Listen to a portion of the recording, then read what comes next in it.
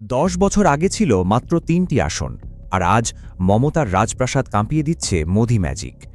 বাংলার মসনদে কি তবে পরিবর্তন নিশ্চিত, নাকি দিভি শেষ হাসি হাসবেন? এক্সিট পোলের চূড়ান্ত চমক নিয়ে আমি মোহাম্মদ নাইম, আপনারা দেখছেন শব্দ 24 টিভি। Record 92% vote. পশ্চিমবঙ্গের রাজনীতির উত্তাপ যেন ভোট কেন্দ্রগুলোতে উপচে পড়েছিল।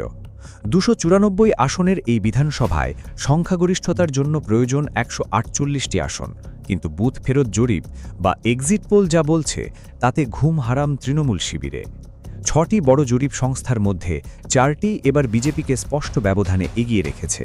ধারণা করা হচ্ছে 142 থেকে সর্বোচ্চ 208টি আসন পেয়ে দীর্ঘ 1 দশক মমতা শাসনের অবসান ঘটাতে পারে গেরুয়া শিবির।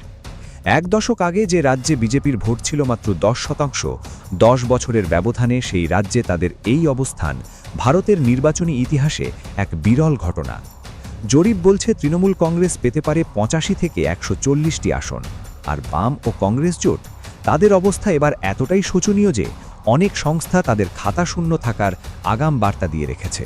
বিশ্লেষকদের মতে এবারই হয়তো মমতার দুর্ভেদ্য দুর্গ ভেঙে বাংলা জয় করতে চলেছে মোদি শাহ জুটি।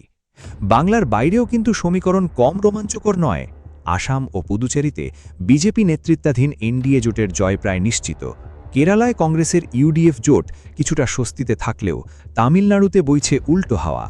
ডিএমকে কংগ্রেস জোট এগিয়ে থাকলেও আলোচনার কেন্দ্রবিন্দুতে এখন দক্ষিণী সুপারস্টার থালাপতি বিজয়ের দল টিভিকে। মাত্র ৯৫ থেকে ১২০ আসন পাওয়ার পূর্বাভাস দিয়ে রাজনৈতিক মহলে ঝড় তুলেছেন এই মেগাস্টার। তবে মনে রাখবেন, বুথ ফেরত জরিপ মানেই চূড়ান্ত ফলাফল নয়। ইতিহাসের পাতায় অনেক সময় এই ভবিষ্যৎবাণী ভুল প্রমাণিত হয়েছে। তাই বাংলার আসল রাজা কে তা জানতে আমাদের অপেক্ষা করতে হবে আগামী ৪ মে পর্যন্ত। ততক্ষণ সব খবরের দ্রুত আপডেট পেতে নজর রাখুন শব্দ 24 টিভি মিডিয়ার পর্দায়।